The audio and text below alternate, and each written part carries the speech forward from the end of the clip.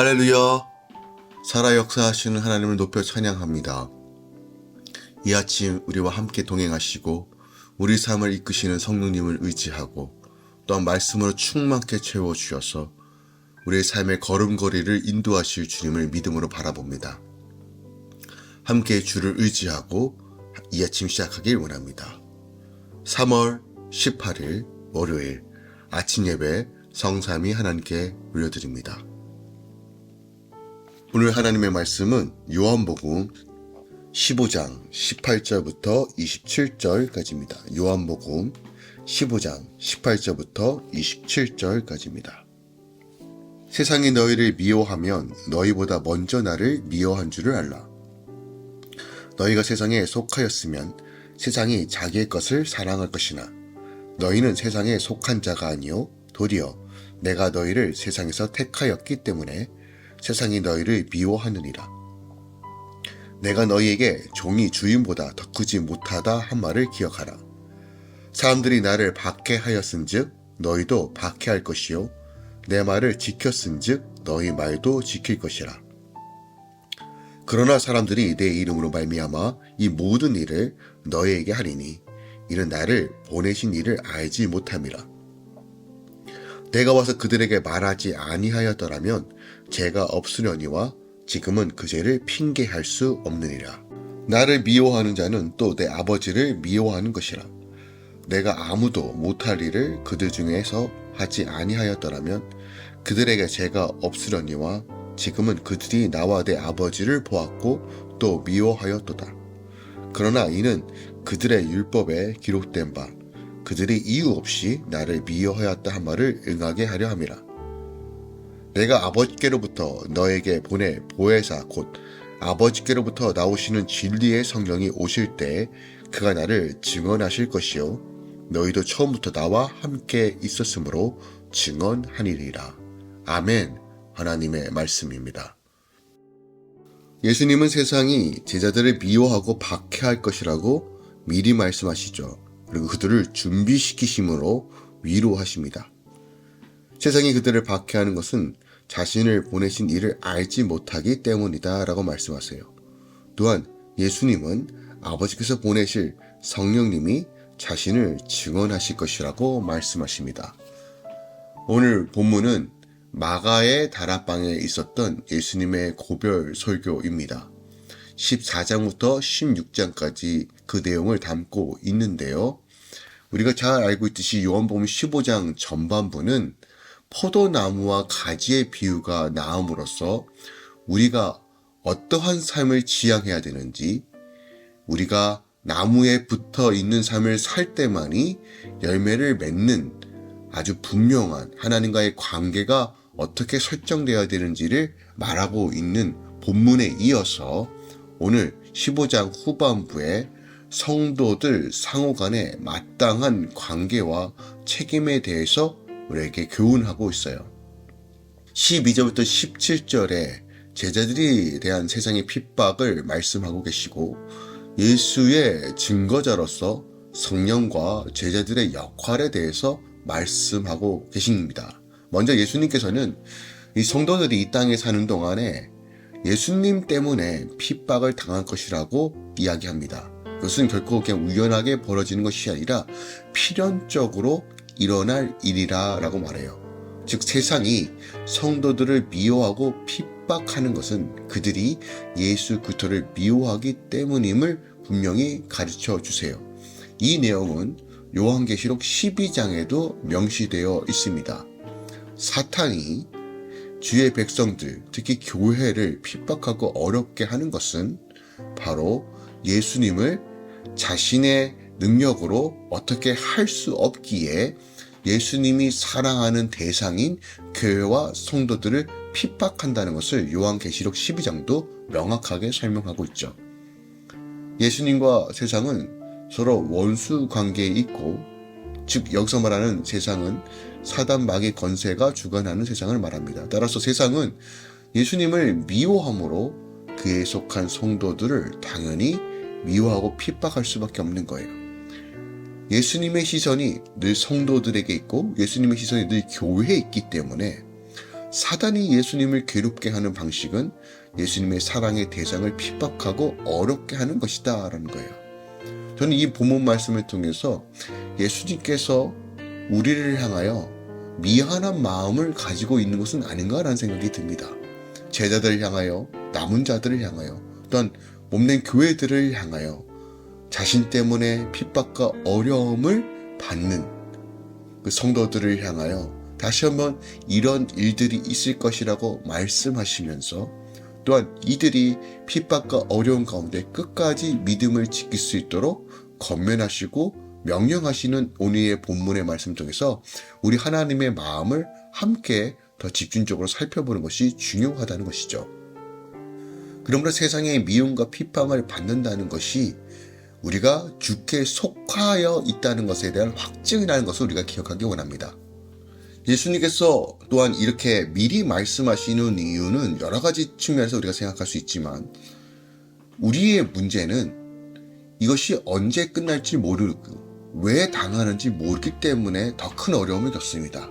그래서 낙심과 두려움이 찾아올 때 그것에 대해서 해석하려고 합니다. 그러나 이미 예수님께서 교회의 핍박과 성도들의 핍박의 이유와 목적을 말씀해 주심으로써 때론 우리가 사단의 공격, 영적인 공격 또한 상황과 어그러짐을 통해서 낙심과 두려움이 찾아오더라도 이것이 기쁨으로 하나님의 영광을 바라보며 나아갈 수 있는 근거가 된다는 거예요. 예수님께서는 또 성도들이 세상의 미움과 핍박을 받을 때 보혜사, 또 진리의 성령으로 하여금 성도들을 도우시며 보호하실 것이라고 약속하세요. 이게 핵심입니다. 우리 예수님은 그저 말만 하시는 분이 아니라 실질적으로 그 상황 가운데서 어떻게 승리로 갈 것인지에 대해서 분명히 언약하시고 약속하시는 분이신데 바로 예수의 영이신 성령을 통해서 우리를 보호하시고 인도하신다라고 말해요. 그러니까 우리가 세상에 살면서 수많은 애워싸임과 공격 가운데 있을지라도 성령께서 성도들과 함께 계심으로 이끄심으로 모든 걱정과 염려 속에서 하나님의 길을 볼 수 있도록 인도해 주신다는 거예요. 그러니까 이 같은 사실은 예수님께서 대적들의 손에 체포당하여 십자가 고난을 당하실 때 어떻게 보면 뿔뿔이 흩어졌던 제자들이 오순절 성령 사건으로 인하여 완전히 바뀌어 어떤 위험과 밖에서도 우리가 듣고 본 것을 전하지 않을 수 없다라는 분명한 선언으로 나아간다는 것이에요. 성도들은 예수 그리스도의 복음에 대한 증인으로서 이 세상 가운데 부르심을 받은 존재입니다. 그런데 이 일을 감당할 수 있도록 주께서 우리에게 성령의 능력으로 더하여 주신다는 것이에요. 그러므로 우리가 오늘 이 아침에 성령의 권세와 능력을 힘입어 믿음으로 걸어갈 때 대가 세상을 이기었노라 라고 하는 이 예수님의 말씀의 성취가 우리 삶 가운데 이루어진다는 것입니다. 오늘 본문 말씀을 통해서 우리가 더 묵상하고 바라볼 것이 무엇이 있습니까? 19절 말씀 한 번 더 묵상합니다. 너희가 세상에 속하였으면 세상이 자기 것을 사랑할 것이나 너희는 세상에 속한 자가 아니요 도리어 내가 너희를 세상에서 택하였기 때문에 세상이 너희를 미워한다 라고 말해요. 자, 분명하게 말합니다. 우리가 세상에 속하였다라면 박해와 어려움이 없다는 거예요. 왜요? 세상이 사랑하는 존재이기 때문에요. 그러나 우리가 박해와 어려움을 받는 이유가 뭐예요? 세상이 아니라 주님을 사랑하기에, 주님을 선택하기에 그런 일이 있다는 것이에요. 사단, 마귀의 권세들이 이 땅을 임시적으로 통치하고 다스리고 있습니다. 하지만 그것은 곧 끝날 것입니다. 이 어두운 세상 가운데 여전히 자신들이 왕노릇하는 것처럼 다스리지만 그들은 곧 멸망하고 주님께서 다시 오실 때 영영 형벌을 받을 것입니다. 곤충 권세 잡았던 하나님의 원수인 사단이 곧 멸망할 것입니다. 그 전에 사단은 수단과 방법을 가리지 않고 성도들을 미혹합니다. 넘어뜨립니다. 박해와 어려움을 줍니다. 근데 실질적으로 육체적인 박해뿐만이 아니라 우리의 영을 박해하고 우리의 영을 핍박하는 수많은 수단들이 있음을 기억하기 원합니다. 때로는 달콤함으로, 때로는 유혹함으로써 미디어와 환경과 인연과 사상을 통해서 우리가 우리의 삶 가운데 하나님이 아니라 세상을 사랑하도록 만드는 수만 가지 요소들이 있다는 것을 우리가 분별해야 됩니다. 사단은 광명한 천사처럼 교묘하게 우리 삶 가운데 침투합니다. 우리가 성령의 능력으로 깨어 있지 않으면 우리가 이것을 분별하는 것은 불가능합니다. 그러므로 성도들이 세상에서 살아가는 방식은 철저하게 성령의 음성을 따라 걸어갈 때만이 우리가 분별할 수 있다는 거예요. 박해와 핍박과 어려움이 있더라도 성령의 음성, 우리 주님을 바라볼 때만이 우리 삶 가운데 길과 질과 생명을 맛보며 나아갈 수 있다는 것이에요. 디모데후서 3장 12절에 무릇 그리스도 예수 안에 경건하게 살고자 하는 자는 핍박을 받아요. 우리가 예수 안에서 경건하게 살고 주님을 경외함으로 성령의 인도하심을 받는 삶은 핍박과 어려움이 있지만 기억하세요. 이것이 우리가 이기는 방식이라는 거예요. 주님이 우리와 함께 하시면 그 어떤 것도 우리를 침노하고 묶을 수 없습니다. 우리 바울의 고백을 살펴봅시다. 예수를 소유하고 성령 안에 거하는 자는 예수께 갇힌 자를 선택하지만 그 무엇도 바울을 매일 수 없는 것처럼 우리가 주 안에 있고 성령의 능력 안에 사로잡히며 세상 그 어떤 것도 우리를 매이게 할 수 없습니다. 20절 말씀 묵상하는데 보세요. 내가 너희에게 종이 주인보다 더 크지 못하단 말을 기억하라 해요. 종이 주인보다 크지 못해요. 이 무슨 말입니까? 주님이 우리를 보내셨다는 거예요. 주님 우리의 주인이시라는 거예요. 보낸 자가 보내심을 받은 자를 책임집니다. 우리가 이 믿음으로 살아가야 돼요. 주님이 우리의 삶을 붙들고 계십니다. 세상에 난리가 나고 내가 당장 문제가 해결되지 않아 죽을 것 같은 그 상황 속에서 기억하세요. 종이 주인보다 더 크지 못하다는 이 말을 기억하세요. 하나님이 내 삶을 붙들고 계시고 인도해 주십니다. 우리가 눈을 들어 주의 음성을 듣고 주님을 바라볼 때 길이 열리는 것입니다. 주님께서 우리 손을 붙들고 계십니다. 그 젖는 자의 손이 내 삶을 채우고 가실 때 내 삶은 주의 샬롬으로 채워지는 것입니다. 오늘 이 아침에 우리가 주님을 바라봅시다. 환난과 핍박과 어려움과 고난 가운데서도 나와 함께 하시는 주님을 의지하고 성령의 음성을 따라 걸어갑시다. 오늘도 모든 할렐교회 성도들과 또한 이 아침 말씀을 사모하는 모든 주의 자녀들 가운데 하나님의 평안과 안식으로 채워줄 것입니다. 기도하겠습니다. 사랑하는 주님, 감사합니다.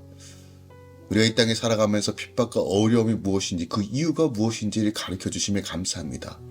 막연하게 신앙생활하는 것이 아니라 날마다 주의 음성을 따라 걸어가기 원합니다. 주여, 우리가 세상을 살아가는 이 시간 하나마다 버틸 수 있는 은혜를 주시고 승리할 수 있는 은혜를 주시고 성령 하나님 예수 그리스도의 이름을 붙들고 나아갈 수 있도록 늘 우리 삶 가운데 간섭하여 주시옵소서. 믿음을 지키게 하시고 믿음으로 사는 방식들을 깨닫고 적용하게 하소서. 오늘도 우리의 삶 가운데 풍성하게 채워주실 주님을 기대합니다. 이제는 우리 주 예수 그리스도의 은혜와 우리 하나님 아버지의 놀랍고 지극하신 사랑과 성령 하나님 내지부터 충만 역사하심이 이제부터 영원까지 함께 계시길 간절히 축원하옵나이다. 아멘.